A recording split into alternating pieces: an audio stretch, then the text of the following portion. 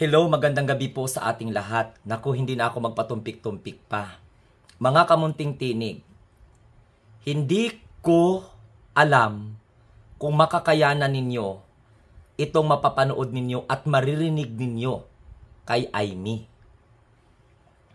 Hindi ko naintindihan kung saan ito humuhugot ng kakapala ng muka, nakakapanggigil. Oo, kasi alam nyo kung bakit. Balak niyang kasuhan sa ombudsman si Secretary Remulla, si PNP Chief Marbel, at saka si General Torre. Oo, di ba nag-conduct siya ng 3 sunod-sunod na investigation? Diyos ko, Santissima Trinidad. Pag narinig ninyo itong mga pinagsasabi ni Aimee, ewan ko lang. Si Aimee gumagawa to ng problema konstitusyonal. Ganito ka utak talangka si Aimee. I will let you listen to this video. Gusto ko mapanood mo ninyo ito. Gusto ko mag-comment kayo. Ha? Kasi ang mga nagtatrabaho ng maayos, dahil lang kay Rodrigo Roa Duterte, kakasuhan ni Aimee. Bahala kayo kung paano nyo ito ma-analyze. Pero ganito kawalang kwenta ang senadora na ito. Ipapahamak niya yung mga taong tumutupad sa tungkulin dahil lamang sa kay Rodrigo Duterte na kriminal. Dahil po sa kaso niyang crime against humanity. Pakinggan po ninyo ito, mga kamunting tinig. Thirdly, if we are saying that there appears to be political motivation, there appears to be a concerted cover-up, thirdly, there are possible criminal and administrative liabilities. Hence, we are inclined to recommend to the Ombudsman the investigation of the DOJ for the violation of anti-graft and corrupt practices, for sanctioning an invalid administrative arrest against the President in contravention of the Juan Wenle Supreme Court case in 2023, usurpation of judicial functions, grave misconduct, and conduct prejudicial to the best interest of public service. Also, against General Marbil, Chief PNP, possibly liable for arbitrary detention, violation of anti-graft, grave misconduct. Also, under DILG, arbitrary detention, similarly anti-graft, grave misconduct. General Nicolas Torre III, arbitrary detention, 2 counts. First under former President PRRD, the other against former Executive Secretary Medialdea. Secondly, violation of RA 7438 for not allowing VP Sara to enter as counsel and as immediate family, and forcing former President Duterte's lawyers to leave him. Violation of 1319, allowing himself to be induced or persuaded to perform an act in violation of laws, regulations, and rules in connection with his official duties.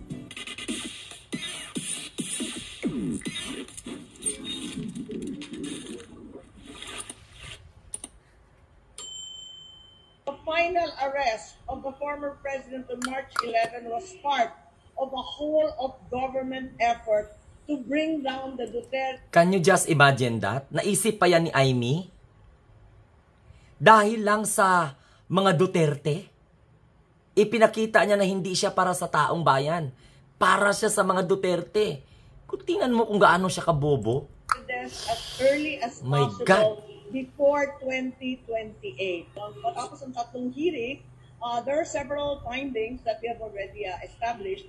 And firstly, that the arrest and transport of former President Rodrigo Duterte to the ICC is apparently politically motivated. Kita mo? And I have here the timeline clarifying exactly the political events.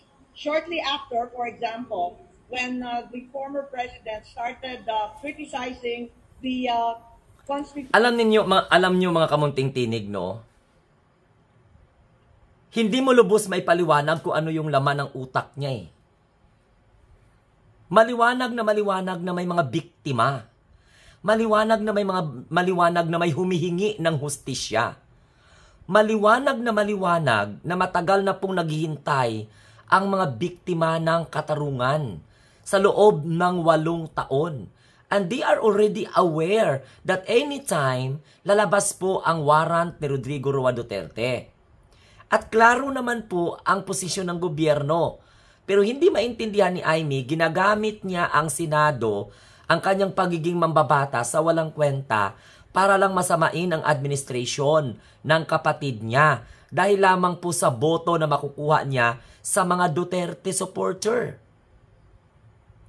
Na hindi naman siya pinoproteksyonan, na hindi naman po siya inaangat.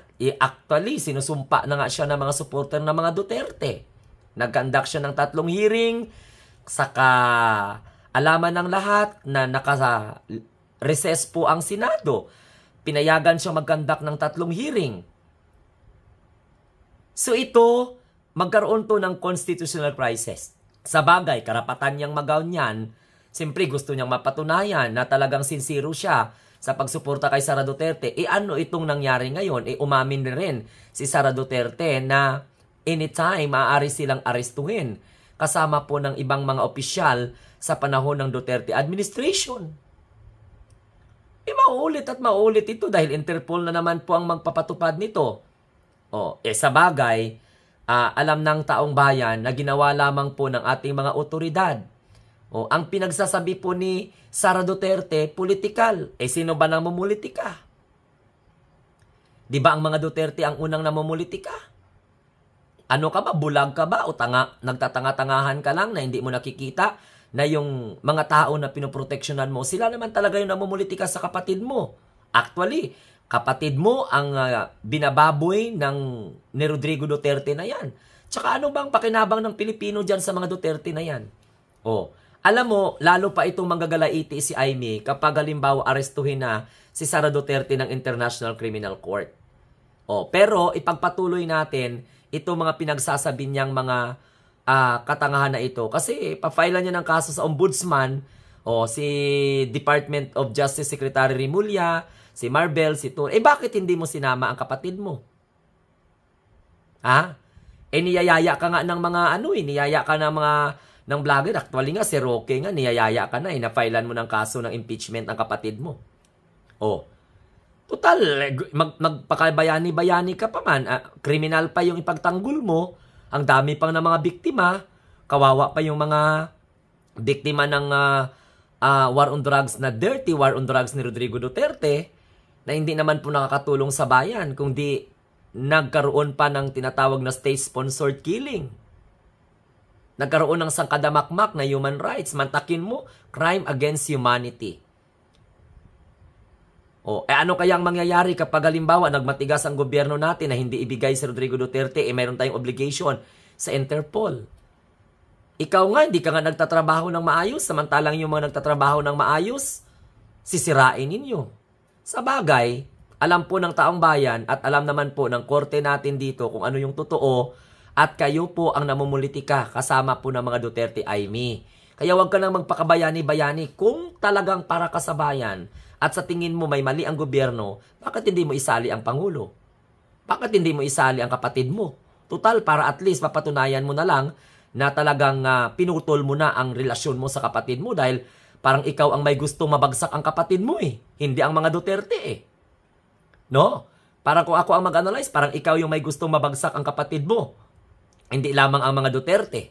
So pakinggan po natin ulit itong mga sinasabi ni Amy na balak niya at saka na-enumerate niya naman in a beginning of our videos na pinakita ko sa inyo kung ano yung ikakaso niya sa mga opisyal ng gobyerno under sa kapatid niya. Pero in-excuse niya si PBBM.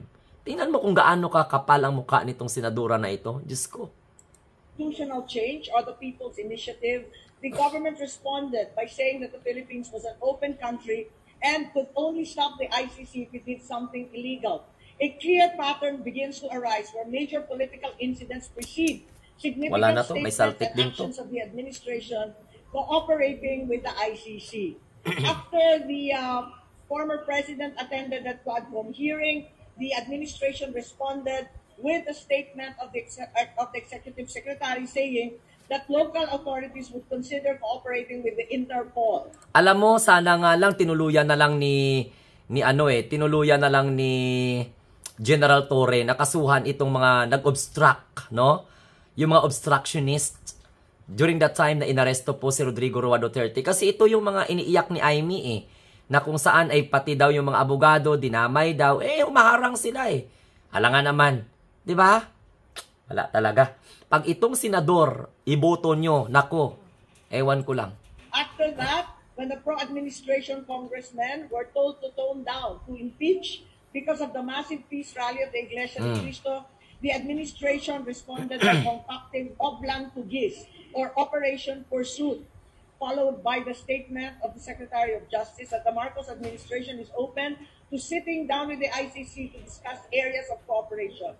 So it's apparent that the final arrest of the former president on March 11 was part of a whole of government effort to bring down the Dutertes as early as possible before 2028. Kita mo kung ano ang mentalidad Diyos ko, ang ating mga mambabatas, ang ating mga opisyal ng gobyerno, Aimee Marcos, ginagawa ang kanilang trabaho.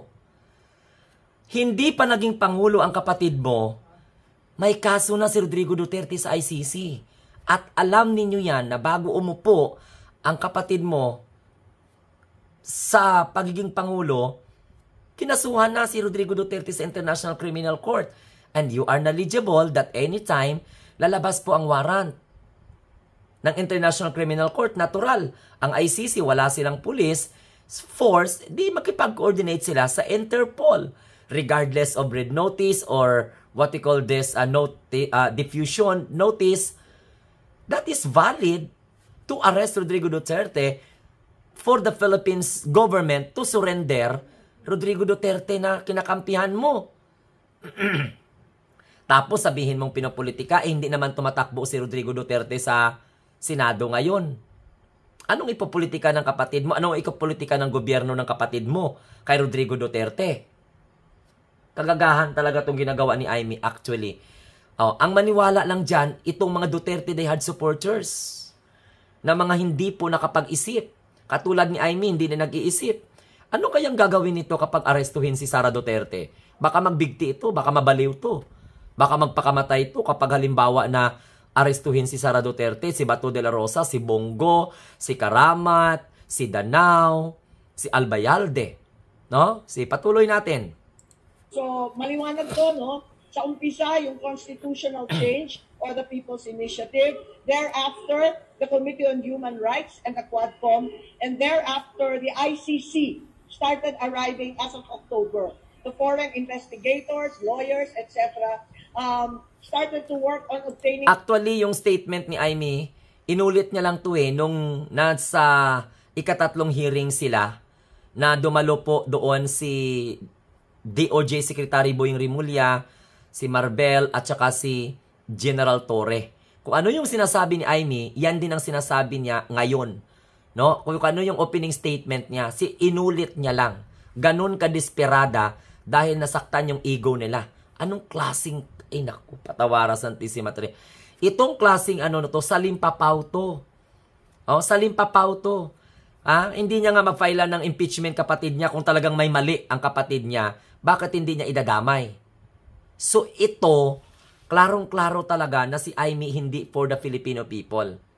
Ang administration ng kapatid niya nagtatrabaho ng maayos. Ipinapatupad ang international law. Ewan ko kung ano ang problema niya sa administration ng kapatid niya.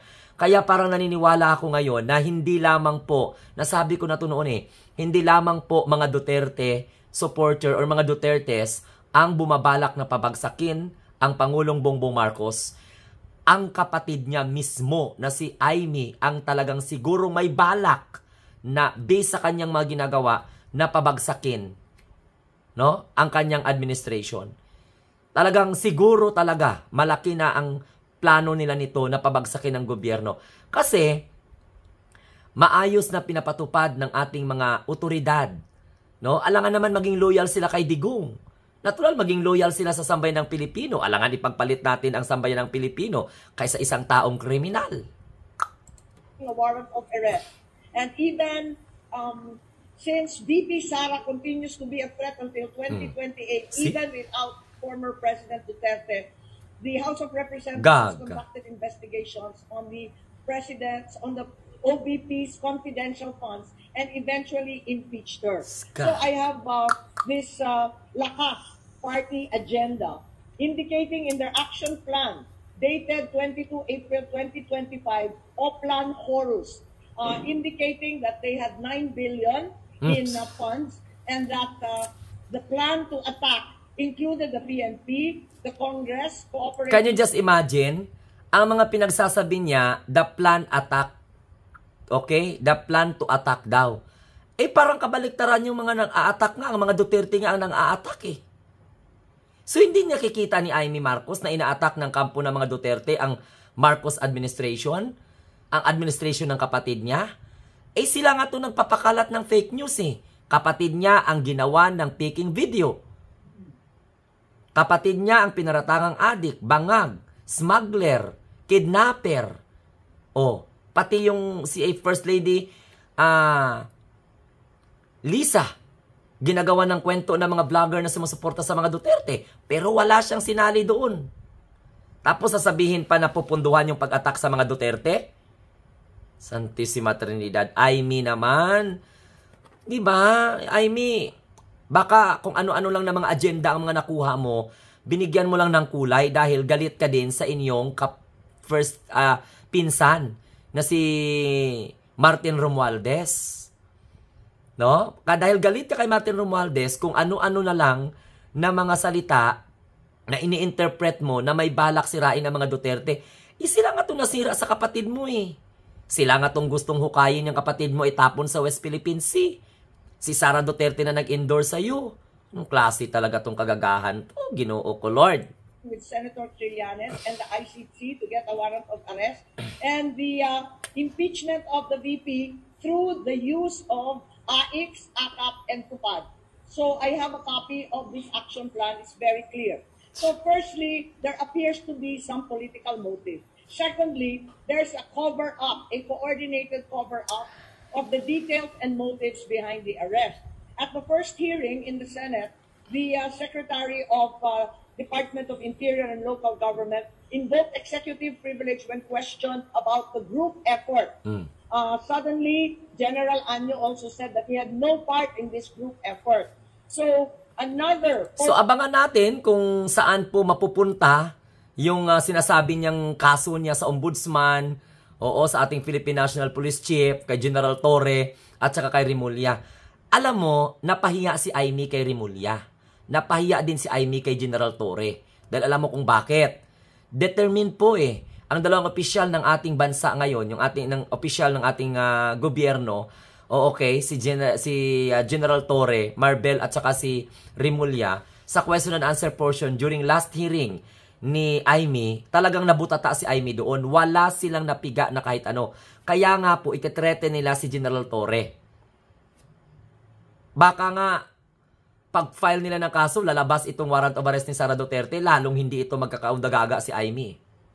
The weapon of the government was to invoke executive privilege as well as a sub-judice rule or the claim that these cases were already pending in court. When in fact, this was clearly misleading because already we know that there is no warrantless arrest involved and that there was no reglementary period requiring General Torre to rush the former president to The Hague. The other clear indicia of the cover-up was the blanket use and claim of executive privilege at the second hearing where not a single one of the executive officials turned up. At the third hearing, we also know that there was an attempt to cover up in that the detained Ambassador Lacanila, who was cited in contempt, was quickly released.